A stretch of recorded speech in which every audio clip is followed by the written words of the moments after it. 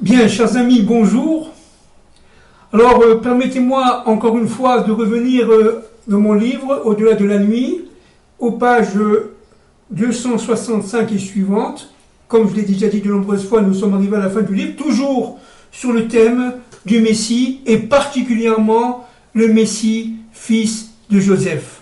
Alors, nous avons dit l'autre fois que l'Iran, au niveau de ses élites, bien entendu, la Perse, au niveau de ses élites, haït Israël.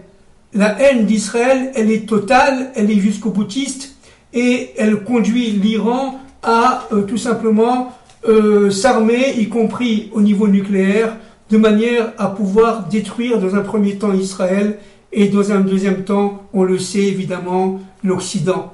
Une partie de l'Occident qui, sous les yeux, si vous voulez, des élites, je dis bien des élites iraniennes, sont des ennemis.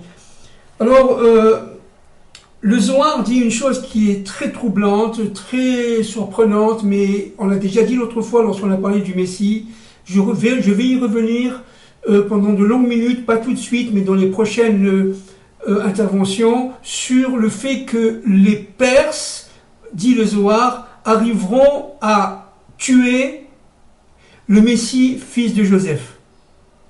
Le Messie, fils de Joseph, dans ses combats, n'est-ce pas, les Perses arriveront, le roi de Perse arrivera à tuer le Messie, fils de Joseph. Alors, écoutez-moi bien. D'abord, un point très très important. Hitler, il marche les mots, les nazis, d'une manière générale, voyaient en la Perse des Ariens. Hitler a dit aux Iraniens, aux Perses, pardon, qu'ils n'étaient pas seulement des Perses, qu'ils étaient des Iraniens.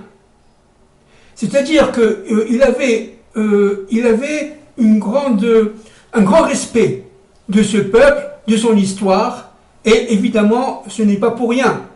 C'est pas pour rien que Haman Aracha, Haman le mauvais, avait été introduit d'une manière tout à fait diplomatique, tout à fait, comment dirais-je, prudente, en cachette. Il avait été introduit en Iran à partir d'Eretz Israël de l'époque, bien entendu, de l'époque biblique, parce que c'était un Amalécique. Et les Amalécites voulaient tout simplement détruire Israël. Ils avaient senti que la Perse avait la capacité de prendre la décision de détruire le peuple juif. Et donc il a été placé progressivement, dit le Zohar, d'une manière intelligente, de manière à devenir le premier conseiller d'Assuérus. Haman qui était descendant du roi Agag. Et je vous rappelle que le roi Agag a eu son peuple détruit par les armées de Shaoul, mais que lui-même n'a pas été détruit sur le champ, il devait être tué quelques jours auparavant, voire même le lendemain, et le soir, quand il a été emprisonné par le roi Shaoul, eh bien, il est parti avec sa femme, avec sa bonne, et il a eu des enfants. Et de ces enfants-là descendent, évidemment, les enfants de Haman. Ok ? Et Haman descend particulièrement du roi Agag. Haman a été placé, je répète, c'est un Amalécite, il a été placé, si vous voulez, par ses pères au trône de la Perse. Alors c'est très important, hein, ça. Maintenant, on va rentrer un peu plus, et là je vais coller dans le texte, un peu plus chez les Chachamim, dans le Zohar et dans la Gemara, etc. D'abord, la Gemara Maseret Brachot. À partir de Rabbi Gamliel, dit, alors, je cite, traduit en français bien entendu, selon 3 situations, nous pouvons entrevoir les Perses. Alors je cite, ils sont pudiques dans leur comportement individuel. Ils sont pudiques aux toilettes et ils sont pudiques les uns par rapport aux autres dans leurs relations sociales. Le Zohar dit que les Perses sont par nature discret, pudique. La Gemara Maseret Kedushin dit à partir de la prophétie de Daniel, n'est-ce pas, lorsque Daniel vit les animaux, et là je vais citer à partir du livre du Maharal de Prague, en hébreu c'est Ner, d'accord, Ner Mitzvah, c'est-à-dire c'est par rapport à Hanouka, Israël face au Grand Empire, ça a été traduit, n'est-ce pas, à la page 71. Alors je vais lire et on va essayer de comprendre un peu ce qui se passe. Au milieu de la page, le Maharal de Prague de mémoire bénie dit, dans son livre Ner Mitzvah, et dans le chapitre des 10 généalogies, c'est-à-dire dans le traité Kiddushim, ce qu'on vient de dire là, dans le traité Kiddushim, la Maseret Kiddushim, au sujet du verset, et c'est une autre bête semblable à un ours, parce que il a eu le prophète Daniel a eu un rêve, il a vu 4 bêtes, et parmi ces 4 bêtes, il y avait la panthère, le lion, et il y avait aussi l'ours. Et cet ours-là, n'est-ce pas, c'est une autre bête dans la Rav Yosef enseigne qu'il s'agit des Perses. D'accord, dans la Gemara, dans la Gemara Maseret Kedushin. Ce sont des Perses qui boivent comme l'ours, qui mangent comme l'ours, qui se vautrent comme l'ours. Rachid dit que les Perses, évidemment tous les messages sont codés bien entendu, Rachid dit que les Perses mangent à la fois la viande et la graisse. Évidemment c'est encore une fois des messages codés. Et l'ours, lui, il va dans tous les sens. Alors je continue, d'accord, ils laissent pousser leurs poils, leurs cheveux, leurs poils, vous voyez, comme l'ours, et comme lui, ne sont jamais rassasiés. Jamais rassasié. Le problème de l'ours, c'est que plus il mange et plus il a faim. Il ne s'arrête pas. D'accord ? Comprenons avec, évidemment, aujourd'hui, le côté agressif de l'Iran par rapport à ses voisins, par rapport au Proche-Orient. Il veut tout simplement déjà un Proche-Orient qui lui soit inféodé, etc., etc. L'Iran est, par définition, quelqu'un un ours, un animal qui n'est jamais rassasié. Et il va dans tous les sens. C'est-à-dire que, tout simplement, il veut conquérir des terres, il veut conquérir par son influence. C'est ce qu'on voit effectivement par rapport à l'Irak, par rapport à la Syrie, par rapport à, évidemment, tous les pays qui sont, l'Afghanistan, tous les pays qui sont autour de lui, sont tout simplement disons, sous contrôle, direct ou indirect, de l'Iran. Et ce qui est très intéressant aussi, c'est que nos maîtres disent que l'Iran, l'ours, qui est symbolisé par l'ours, bien entendu, l'ours, lorsqu'il est fixe, lorsqu'il ne change pas d'endroit, il travaille en secret. Il travaille en secret. C'est-à-dire que l'ours a un mécanisme intérieur qui est extrêmement puissant, qu'il se nourrit énormément de viande et de graisse, dit Rachi, et même s'il sent, on a l'impression qu'il ne bouge pas, en fin de compte, parce qu'il ne bouge pas d'une manière extérieure, mais d'une manière intérieure, il bouge, il fait un travail secret. Il agit directement par surprise, en silence, sans faire de bruit. Le Rav Ami dit au Rav Lévi, bon, nous sommes toujours dans la Gemara, que les soldats iraniens, les soldats perses, ressemblent aux soldats du roi David, qui sont très forts, alors là je colle au texte, qui sont très forts et très puissants. Alors voilà un message codé maintenant. Selon le Midrash Esther Rabbah, 10 poux, vous voyez les poux, les animaux qu'on a sur la tête, lorsqu'on a des poux, sont tombés, 10 poux sont tombés dans ce monde, 9 sont reliés au Perse, c'est codé bien entendu, et le dernier au reste du monde. Les Perses contiennent 12 poux et le dernier au reste du monde. Chaque nation, vous savez que chaque nation a sa source céleste, a son ange de protecteur dans les cieux, dans les autres mondes. Bien entendu, si l'ange protecteur disparaît dans les autres mondes, la nation disparaît aussi, la civilisation disparaît aussi, bien entendu.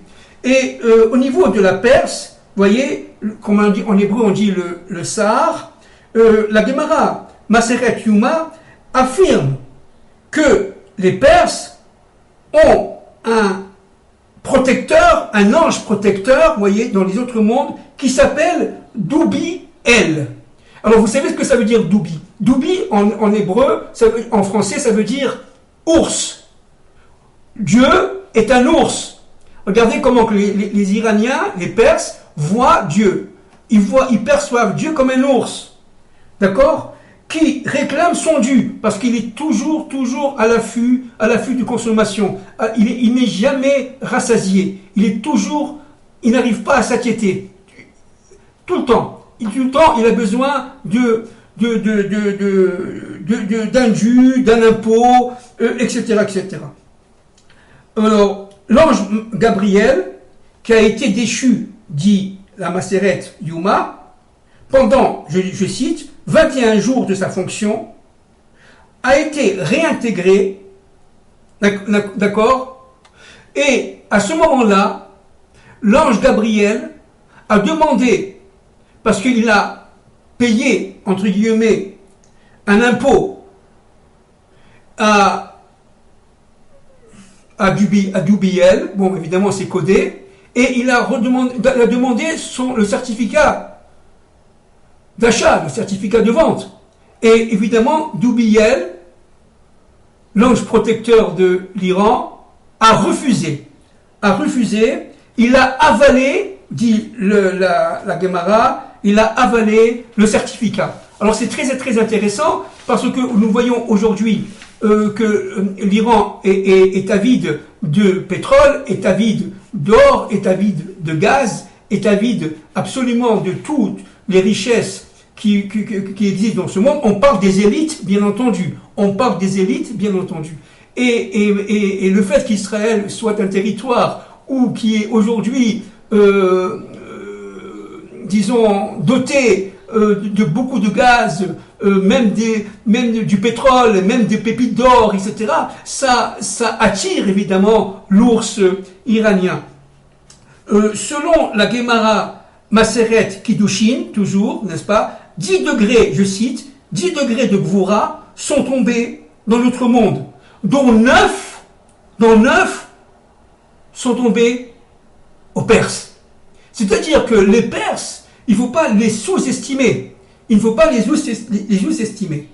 sont très forts, ils sont très très puissants. La Gemara Maseret Avodazara dit que dans le monde, il y a deux peuples très très puissants. C'est le peuple de Rome, Édom, si vous voulez, l'Occident, et la royauté de Perse. D'accord? Et c'est pas pour rien que ces deux civilisations vont vivre jusqu'à la fin des temps de l'histoire, et elles vont se confronter l'une l'autre, dit le Zohar. Elles vont se confronter l'une l'autre. Il ne faut pas, dit nos maîtres, alors je me colle au texte, n'est-ce pas? Il ne faut pas, dit nos maîtres, sous-estimer, mésestimer les forces de la Perse, les forces de l'Iran. C'est très important. La Gemara Maseret Yoma, page Daf Yud, page 10, pose la question suivante. À la fin des temps de l'histoire, qui gagnera? La Perse ou l'Occident? Parce que Dieu mettra en conflit, dit le Zohar, la Perse et l'Occident. Alors, quelques Chachamim disent que c'est la Perse qui va gagner, et beaucoup plus disent que c'est l'Occident qui gagnera. C'est-à-dire, aujourd'hui, on dirait les forces américaines. C'est vrai que nous sommes à la veille d'ici d'un conflit entre l'Amérique et la Perse. On commence à le voir se dessiner, n'est-ce pas? Le Midrash Rabbah, je cite toujours, Shir HaShirim, dans le commentaire du Shir HaShirim, évidemment, du roi Shlomo, du roi Salomon, si tu as vu un cheval puissant se diriger vers Eretz Israël, et ce cheval est perse, alors la venue du Messie est très proche.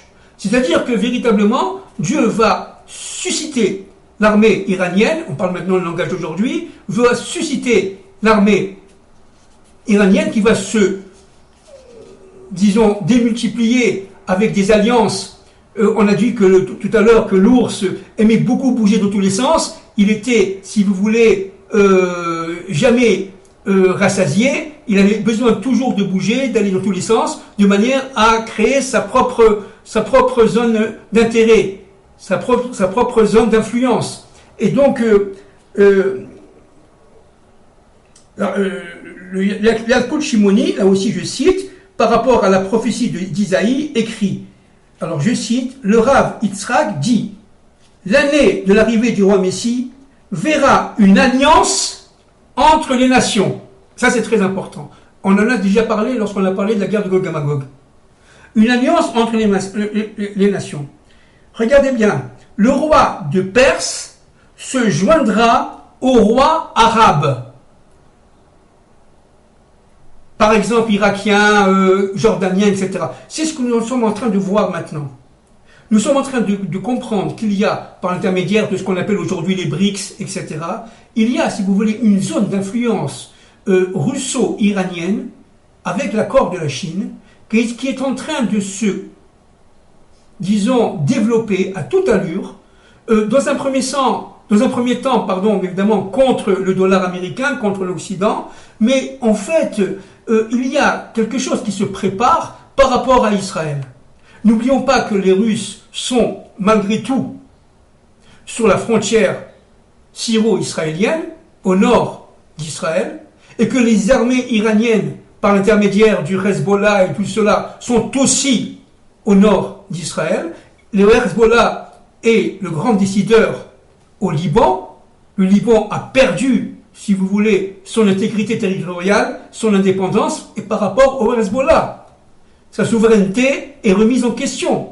Le Liban est un pays extrêmement affaibli aujourd'hui. Mais vous avez aussi, n'est-ce pas, des forces comme le Hamas, qui se trouve à l'ouest d'Israël, dans le territoire qu'on appelle le territoire de Gaza, qui eux aussi, bien qu'ils ne soient pas chiites, n'oublions pas que les Iraniens sont d'origine chiite, eh bien font alliance, regardez ce que dit, n'est-ce pas, le Rav Yitzhak dans le Yalkut Shimoni, d'accord, dans le commentaire de la prophétie d'Isaïe, voyez, il y a une alliance entre les Perses, oui, les chiites, et certains sunnites, notamment, par exemple, le Hamas. Vous avez aussi, du côté de la Jordanie, pas mal de velléités, d'alliances, de retournement de situation. N'oublions pas aussi que l'Arabie Saoudite est en train, au niveau géostratégique, de s'éloigner de l'Amérique, de remettre en cause quelque part les accords d'Abraham avec Israël et de se relier plus ou moins concrètement avec l'Iran, alors que l'Arabie Saoudite est évidemment sunnite et l'Iran est chiite. Et vous savez que la haine des chiites par rapport aux sunnites est millénaire. Elle est beaucoup plus intense que la haine qu'ont les chiites par rapport au peuple hébreu, par rapport à Israël. Donc c'est-à-dire qu'en fin de compte, ce que nous sommes en train de voir là, c'est que le roi de Perse, c'est-à-dire les Iraniens aujourd'hui, vont se joindre à certains rois arabes. On a vu avec, évidemment, les pays qui sont, la Syrie, etc., les pays qui sont autour d'Israël. Et à ce moment-là, dit le Rav Yitzhak, Yalkut Shimoni, il va y avoir une grande répression dans le monde, une grande tension dans le monde. Parce que les Iraniens seront partout. Maintenant, on comprend qu'est-ce que ça veut dire, évidemment. C'est le terrorisme. On sait très bien que, sans faire de politique, je ne suis pas ici pour faire de la politique, pas du tout, ou de la géostratégie. Je suis en train d'essayer de comprendre les situations par rapport à nos textes, qui sont nos textes anciens. Le Zohar a été écrit il y a 2000 ans. Yalkut Shimoni a été écrit aussi il y a plus de 2000 ans, plus de 2000 ans.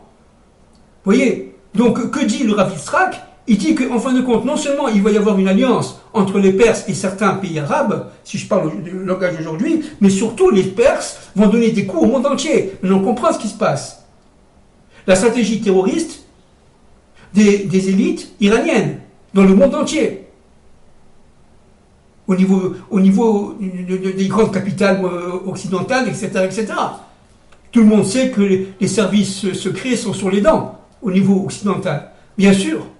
Parce que tout simplement,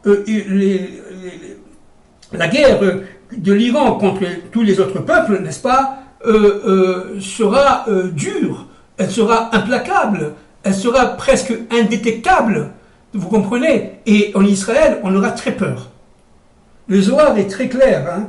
Le Dieu d'Israël interviendra parce qu'Israël sera vraiment en panique. Pas tous Israël, bien entendu. On parle de certaines parties d'Israël. Notamment le Erev Rav, on en a suffisamment parlé, sera en panique. Et ils se retourneront à gauche, à droite. Ils ne trouveront pas de solution.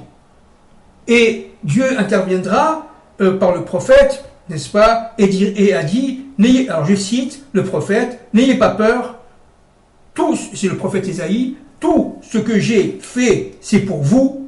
Toutes les guerres de l'Iran contre les autres peuples, c'est pour vous, Israël.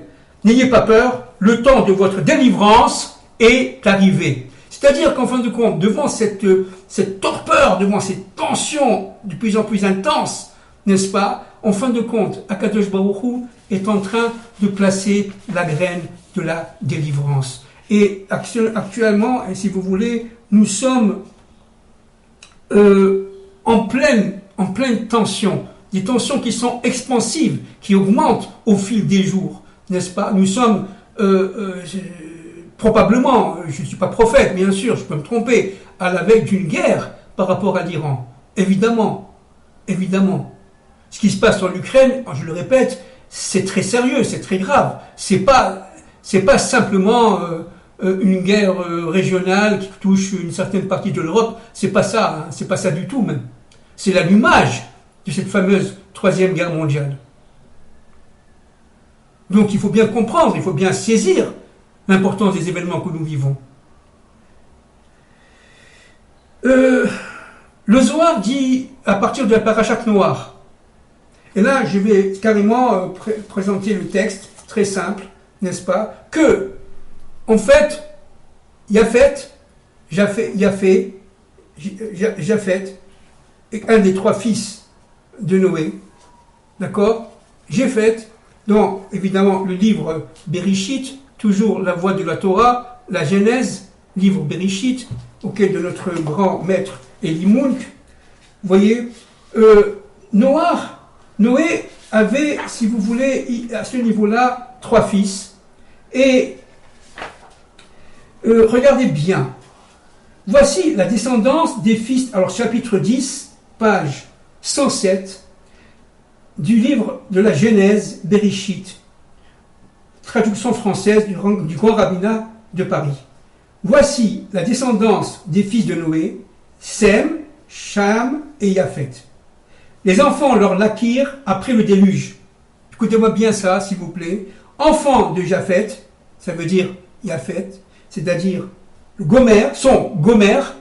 Les enfants de Japheth sont Gomer, Magog, Madai, Yavan, Yavan ça veut dire la Grèce, on pourrait dire aujourd'hui l'Occident, au niveau culturel, la Grèce, Tubal, Méchec, Méchec, on pourrait dire aujourd'hui, Tubal et Méchec, c'est plutôt la Turquie, voyez, et Tiras. Nos maîtres disent que Tiras, c'est la Perse.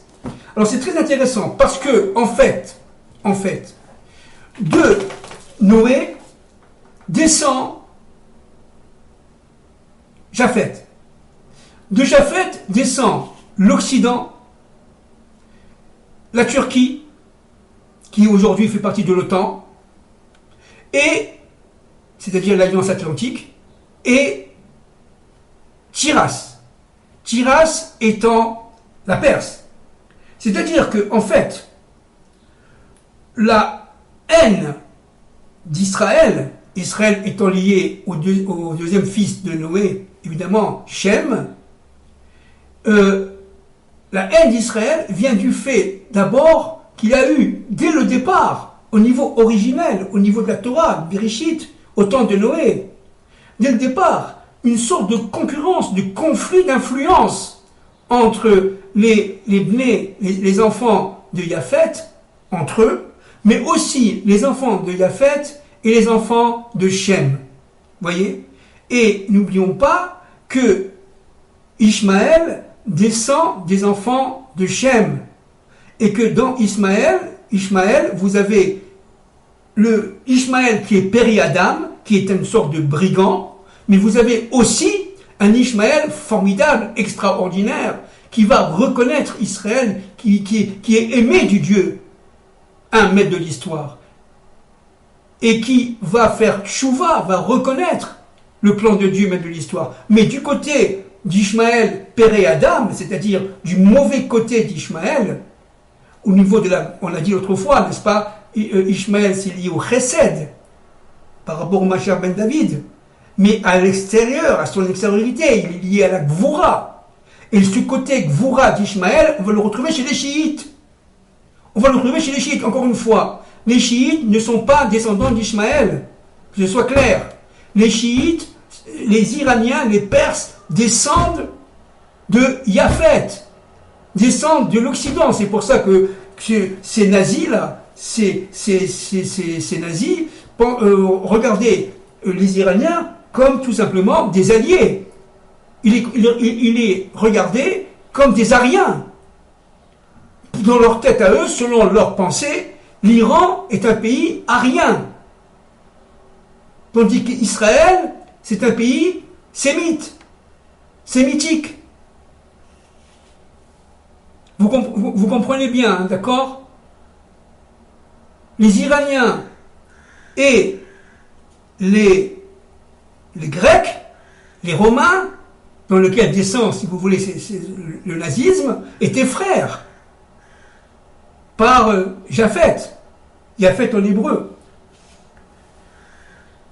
Alors là, on va rentrer dans une partie qui est très délicate, très compliquée, qui fait très peur, qui fait très mal. Mais encore une fois, on le verra après, tout est codé.